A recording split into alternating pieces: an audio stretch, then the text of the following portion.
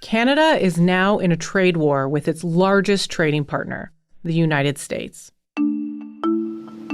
The coming weeks will be difficult for Canadians, and they'll be difficult for Americans. After threatening for months, U.S. President Donald Trump signed an executive order slapping tariffs on Canada and Mexico. The tariffs will go into effect on Tuesday, February 4th. Tariffs don't cause inflation, they cause success. They cause big success. So we're going to have great success. There could be some temporary short-term disruption, and people will understand it. But that disruption won't just be caused by Trump's tariffs. A few hours after he announced them, Prime Minister Justin Trudeau hit back. Tonight, I am announcing Canada will be responding to the U.S. trade action with 25% tariffs against $155 billion worth of American goods. This trade war reverses decades of economic partnership between the two countries. North America's economies have been built on the free flow of goods, and undoing this could affect millions of jobs. So today on the show, I'm joined by Jason Kirby. Jason is a journalist with the Globe's Report on Business. He'll break down the details of these tariffs, the serious cost to the Canadian economy if the trade war continues, and how this may affect you directly. I'm Madeline White, sitting in for Menaka Raman-Wilms, and this is The Decibel from the Globe and Mail.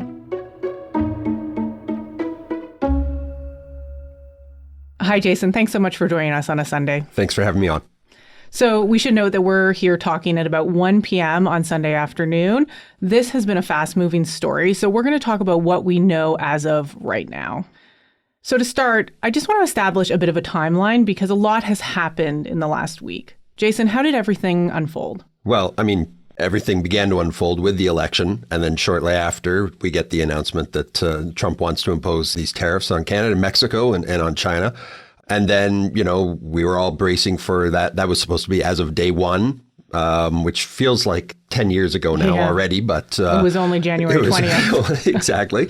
And nothing happened that day. So there was this moment of like, oh, okay, well, maybe we're going to escape the worst of it. By the nighttime, no, it turns out, he announced it was going to be February 1st. Throughout the week, there's been loads and loads of diplomatic efforts to kind of head things off. And even on Friday, there was leaks. It was a Reuters story kind of comes out, says, hey, maybe we're going to be able to find a way to avoid the tariffs, immediately followed by the White House saying, nope. Mr. President, is there anything China, Canada, and Mexico can do tonight to forestall your implementation of tariffs tomorrow? No, nothing.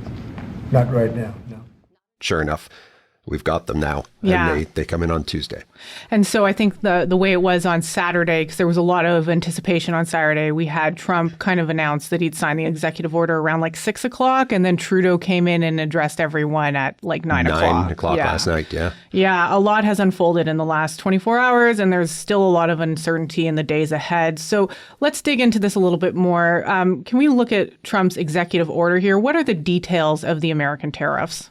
So the American tariffs are 25% broad-based tariffs on all imports from Canada, except energy, which will be 10%. Okay. He's able to do this essentially because he's declared there's like a national emergency. National emergency with fentanyl and at the border with illegal immigration. So he's citing those as the justification for using these emergency measures to impose these tariffs, which he wouldn't be able to do this otherwise because of, the free trade agreement that we have in North America. And this was specifically with an emergency happening at the northern border, and he'd already announced the southern border emergency actually on Inauguration Day. So, okay, let's talk a little bit about how tariffs work, though. So can you kind of explain to me the mechanics behind this, just to bring everybody up to speed so we all kind of understand that? Well, import tariffs are paid by the customers, the American customers who are buying the goods coming across the border. So when we ship whatever it is, a hat, the buyer of the hat, they are the ones that pay that tariff to the U.S. Treasury and ultimately gets passed on in higher prices to the American consumer. Right. So is it too simplistic to just say like a tariff is another kind of a tax? It's a tax. It's exactly a tax. Right. Okay. Let's turn to the Canadian response now. Justin Trudeau addressed the nation late on Saturday. What did he say about how Canada is going to retaliate to Trump's tariffs? Well, it's going to be starting off. It's going to be significant. 25% tariffs on $155 billion of U.S. imports. Okay. Initially, there will be $30 billion of goods that have been identified starting Tuesday. The remainder will come after 21 days. That's going to give Canadian importers and companies time to source and find alternative suppliers for those items. So this is what we know, and we've just gotten this list. Products will be things like fruit and meat, milk, carpets, curtains, wine, beverages, cosmetics, rubber tires, wood products, clothing, appliances, toilet paper. I note that one because we remember exactly what happens when supplies of toilet paper get concerning and people kind of lose their minds. So I'm a little bit nervous about the stockpiling that's going to be happening as well. So those are the tariffs we are imposing. But on Saturday, Trudeau also said Canada was considering applying some non-tariff options on the U.S. in the future. What could those look like? Okay, so what we don't know is any of the details. Trudeau said this yesterday. They've reiterated today. Non-tariff measures are a possibility. They have mentioned procurement. Canadian governments buy a lot of services and goods from American customers. So we're already starting to see some push up by that at the provincial level and likely at the federal level, reviewing contracts with American suppliers, changing the terms, canceling those contracts or, looking for Canadian suppliers. Again, that comes with higher costs. So that's one thing we're starting to see. We are also seeing provinces taking steps like taking U.S. alcohol off the shelves. That's not a tariff measure in any way. But then there's also non-tariff measures. And this gets at one of the realities of all this is Canada supplies a lot of critical minerals. It supplies uranium. It supplies potash, which is used for fertilizer. It supplies oil in such significant ways to the United States that should we be using that as leverage? And, we've seen this question come up. Should Canada, in place of now that, we know that there's a 10% tariff on oil, okay, well, should Canada impose a 15% export tariff to bring that up to the 25% matching all the other tariffs that the U.S. has? And that's why the U.S. has put only a 10% tariff on oil and energy imports, versus 25% for all other products, because they don't want gas prices to start rising. They don't want energy prices to start rising in the U.S. and hitting households there. The idea here is you want Americans to hurt in their pocketbooks. You want them to feel the pain at the pumps. And so, is that something, export taxes, export restrictions in some sort, uranium, all these products, commodities have been talked about. The problem is the provinces, Alberta and Saskatchewan that produce them, have said that this will really, really hurt our producers if all of a sudden there's any sort of artificial, federal measure put in place that restricts the flow to the states.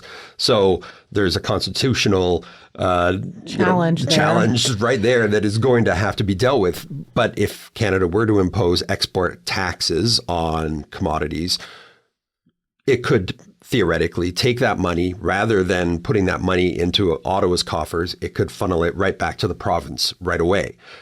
So that money goes straight to those provinces. So how did Canada come to this number of, $30 billion at first, possibly rising to $155 billion? I think that they basically want to start showing that Canada takes this very seriously. We want to find products that are going to have an impact on those American companies that are shipping up here. This is a trade war, and in a trade war, like any war, there's going to be casualties and there's going to be injuries. And the injuries in this case are the pocketbooks of households who are going to be paying for these goods. You're also at the same time trying to inflict damage on specific products. Oranges are on there and oranges from Florida, and you're going to be targeting like the suppliers down there and hoping that they will start to put more pressure on the leadership and on the White House to say, rein this in, come to your senses. So that's kind of like what drives these products. It's going to be interesting to see. This is a very wide-ranging selection. There's going to be more coming as we see the next round. That's going to be released, I think they said, sometime this week. Right. And so now we're in a situation here where the U.S. is facing tariffs from Canada, they're facing tariffs from Mexico. Mexico's facing tariffs from the U.S. Canada is facing tariffs from the U.S. We got tariffs flying in and China is facing tariffs from the U.S. We have a lot of tariffs and a lot of retaliation here. So just overall, what does that mean? Does that just mean like higher prices for all of these countries, essentially, on most items? Yeah, the longer this goes on, it's higher prices. It's, in Canada's case, if this were to continue, it's a recession. There's no question. It's does it happen in 6 months? Does it happen faster than that? In the U.S., it's not going to lead to a recession, unlikely, because their economy is doing so well. But it is going to lead to higher prices, unquestionably. You know, in the case of the auto sector, there's just so much stuff going back and forth. It's going to bring that sector to a halt very quickly, you know, and that's going to lead to layoffs. It just spirals very quickly. So when Trudeau was speaking on Saturday night, in his speech, he mentioned something along the lines of like, nobody asked for this. We don't want to be here. We didn't ask for this. But we will not back down. I think a lot of people are trying to understand why this is happening. Jason, what did the executive order say to justify these tariffs? Well, I mean, the executive order says it's about this emergency, this fentanyl emergency. You know, the reality is we're not a major supplier of fentanyl or a major cause of fentanyl imports into the U.S. I think it's 1% of all fentanyl. I remember learning that it's like in 2023, there was only 43 pounds of fentanyl that was seized crossing over the Canadian-U.S. border coming from Canada. So that definitely represents less than 1% of all the fentanyl that was seized by American authorities that year. Likewise, in terms of illegal border crossings, we are not a problem. I mean, that's more of an issue with Mexico, but even they're dealing with that.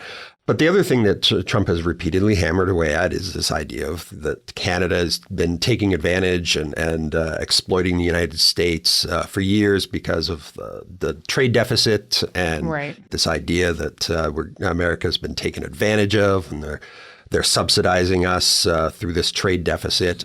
They've treated us very unfairly. And I say, why should we be subsidizing Canada? He's talked about that over and over and over again. And that's, again, part of like his justification for doing this. So can you break down what a trade deficit actually means, though? A trade deficit is basically that you import more than you export to a particular country or to the world. America has a global trade deficit with the world. It buys, way more stuff than it sells to the world. In terms of Canada, they also do have a trade deficit with Canada in that they buy more from us. And he's hammered away at this. Now, he keeps throwing these numbers around, claiming it's $200 billion, a $250 billion trade deficit. Actually, it's around $60 billion deficit if you just look at goods, merchandise goods. Is that per year? That's per year. But what that doesn't factor in is oil. So we supply a lot of oil to the United States. We supply because it's affordable and we're a reliable supplier. And if you remove the oil from the equation, the U.S. has suddenly a $45 billion surplus in goods. The other thing that he never factors in is services. The U.S. has a very large services trade surplus with Canada. A lot of that is because of all the travel that Canadians do going down. Travel is a service. So if a Canadian travels down to the United States, goes down to Florida, goes to Disney World, stays at a hotel and everything, that's actually counted as an American export of a service, even though you're the person going down there. So in terms of like travel, that counts as a very significant service export. And that's why the U.S. has a big surplus in that as well. When you take oil and you factor in services, the U.S. actually has a very large surplus over Canada. I guess I'm just still struggling to understand, though, like exactly at the end of the day here, what is the goal of these tariffs? The scary, weird, and if you listen to Trump saying it over and over and over again, explanation is he wants to make Canada the 51st state. Right. I don't know whether that's just a way to try and get under our skin, or if he actually somehow deep in his brain thinks, I get to be the president who's going to add, another state to America. He may. But I think the other thing that he really wants to do, the more instability and chaos he can cause in other countries, the less a business that is deciding where they're going to invest and open up a plant, the less likely they're going to be to invest that dollar in Canada, and more likely they are to invest that dollar in the United States. And I think that's ultimately what it is. He wants to have anything that Americans buy be made in America. And he thinks that that's the better way. And if America is going to make everything that it buys at home, it has to be American wages.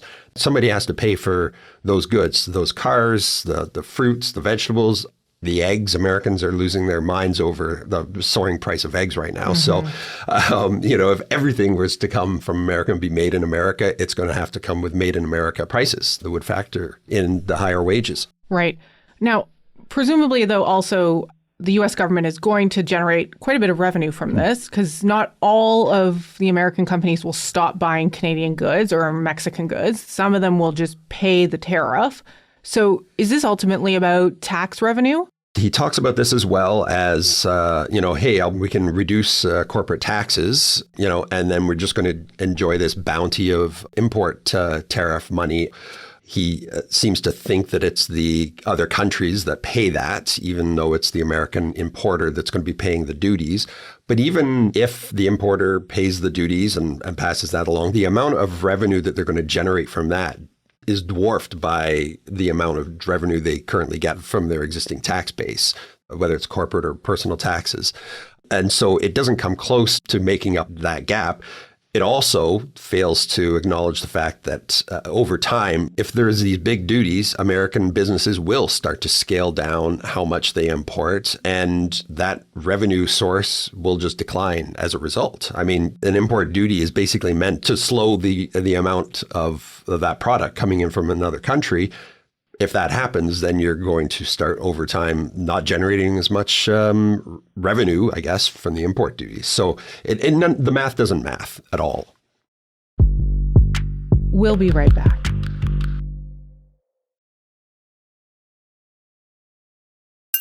So now I want to look at the impact that this trade war could have, because, again, I want to reemphasize that these tariffs do not start until Tuesday, and the impact does depend on how long they are in place.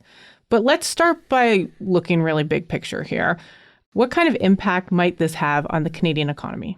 Well, a recession seems inevitable. It's a question of how deep and how fast it comes on. Just before I came in here, I was looking at some of the economic forecasts. One suggested that Canada's economy would shrink 2% in 2025 compared to right now there's a projected growth of 1.8%. Trevor Toome for the Chamber of Commerce did an analysis that basically said that households would lose about $1,100 in annual income if these tariffs stay in place. Then there's the job number impacts. It's been estimated there's 2.4 million Canadian jobs that are exposed to U.S. tariffs. That's like 1 in 7 jobs in Ontario, 1 in 7 jobs in Alberta. Wow. Yeah. And so do all those jobs go away? No, but we've already started to see some companies announcing layoffs because they already know that their customers in the States, knowing that this was coming, were already curtailing their orders. And then that just means that the Canadian businesses that are often running at razor thin margins anyways, right. Particularly in manufacturing, they're just in a position, they're now scaling back in their workforces to adjust to that. So the layoffs have already started. We're really going to see this week a lot more announcements like that, I think. I mean, we are hearing some very scary numbers, right? You just mentioned a few there, but I've also heard Doug Ford talking a lot about the impact that this will have in Ontario specifically. Unfortunately, it's going to hurt Ontario and Canadian jobs. It could cost 500,000 jobs. These tariffs will affect every single person. Even if they don't think they're tariffed in their sector, it's going to indirectly affect them. Do we have a sense of the breakdown in terms of which sectors will get hit the hardest and maybe the fastest? One of the fastest, especially if the auto sector does immediately start to just grind to a halt. We're going to see layoffs in that sector. That's, I believe, something like 125,000 Canadians are employed in that sector. A lot of similarity to going through that early period in 2020 when all of a sudden factories were shutting down and everything was shutting down because of COVID. As the pandemic was taking hold and it was disrupting supply chains, companies just said, okay, well, we have to tools down, and they were immediately announcing layoffs. And I kind of feel like we're going to be in that zone again of just like these rapid announcements as companies just are trying to figure out how they're going to survive this. And one of the immediate things they'll do is just shutter plants. And we're going to be seeing some layoffs as a result of that. So presumably, if that does happen, and I recognize that is an if right now, will there be spillover effects on industries that are not directly targeted by these tariffs? In many ways, if you get that pink slip or that layoff notice, or even if it's just a temporary layoff notice, you're going to defer purchases. If you're thinking of buying a car, you're going to not do that. If you're thinking of buying a house, you're going to wait. That's the insidious thing about all this. Even if you haven't actually got the layoff notice, now it's in your mind that, especially if you're one of those people in one of those industries, any manufacturing company, any exporting company is going to be hit by this. So, it's going to be in your mind, and people are going to kind of retrench and hold on to their money and start having, rainy day funds and saving, putting their money aside for that. And that's just going to curtail demand. And that's how you get into a recession within 6 months, as some have said. Right. And I think we've learned through the last few years with all the inflation talk that a lot of our economic reality is actually driven by kind of psychology around these things. So that's interesting. Okay, I want to keep going here on terms of the household level impact. In terms of specific numbers, what might Canadians be able to brace themselves for if this trade war continues? Well, it's really hard to know when there's these calculations like $1,100 in lost annual income. That's kind of like an aggregate measure for households at the aggregate level. If you work in manufacturing, if you work for a company that does a lot of exporting, you're going to be facing some concerns for sure that how safe is my job? Never mind about getting raises at this point and keeping up with higher inflation. I mentioned earlier on toilet paper. I am quite concerned that we're going to see kind of like those scrambles in the grocery stores for run on products and stuff like that. And it's just getting back into that chaotic mindset that we were in 2020 when there was all the toilet paper shortages and things like that. Yeah. And I can understand that behavior, right? It is a very anxious time. Something else sometimes we see when people are feeling economically uncertain is around selling investments, changing up their investment funds if people are, fortunate enough to have that kind of wealth. Generally speaking, I know we're not here to give investment advice, but what do experts tend to say about how best to proceed in these kind of uncertain times? Yeah, well, what they always say is don't panic. Unfortunately, people tend to panic. And we do know that already the markets are going to be looking very shaky tomorrow. The last thing you want to be doing is selling and sort of panicked selling because you're just locking in losses if stocks drop. So it's really hard to when you are seeing volatility in your portfolio and you're seeing things red flashing everywhere. It's really hard not to panic, but you got to really try to look beyond this. I know it's really impossible. We have no idea how long this is going to go for. In a week, they come up with some sort of face-saving end or an exit that says, I won, I declare victory. Trump gets to say that and it's over. But if it continues and we have 25% tariffs for extended periods of time, markets are going to go through an extremely volatile period, and it's just going to be a ride that people have to be braced for. Yeah. Just lastly here, Jason, Trudeau mentioned the possibility of Canadians playing a part in our efforts here against these U.S. tariffs. And now is also the time to choose Canada. There are many ways for you to do your part. It might mean checking the labels at the supermarket and picking Canadian-made products. It might mean opting for Canadian rye over Kentucky bourbon, or foregoing Florida orange juice altogether. How effective is boycotting, though? On the one hand, the unfortunate reality is Canada's small, and so we're going to have a very hard time punching back. And in punching back, we're going to be punching ourselves at the same time. That said, there is certainly a very strong and rapid boycott movement that is taking hold. It's clear everywhere. People are canceling their trips to the United States. People are, you're seeing Made in Canada stickers at grocery stores. It's hard to say whether these things actually will have an effect, but I do think travel and tourism, for instance, is a big one. Florida depends quite significantly on Canadian travelers going down there. And if Canadians just were to stop those trips and cancel those trips and say, hey, you know what, I'm not coming down there for this reason, that's going to trickle back and that's going to start affecting their local service economies that are a huge, huge part of the American economy is service.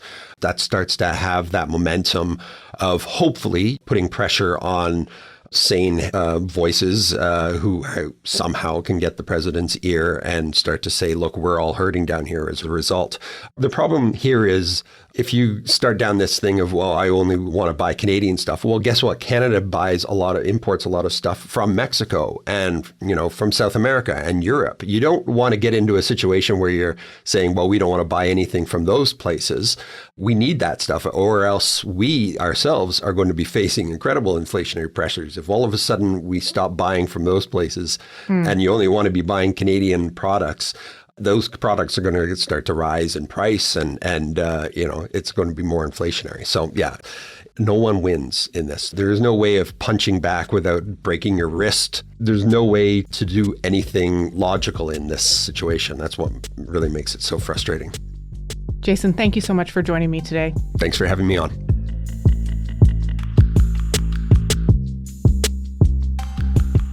That's it for today. I'm Madeline White. I produce The Decibel with Michal Stein and Ali Graham. David Crosby edits the show.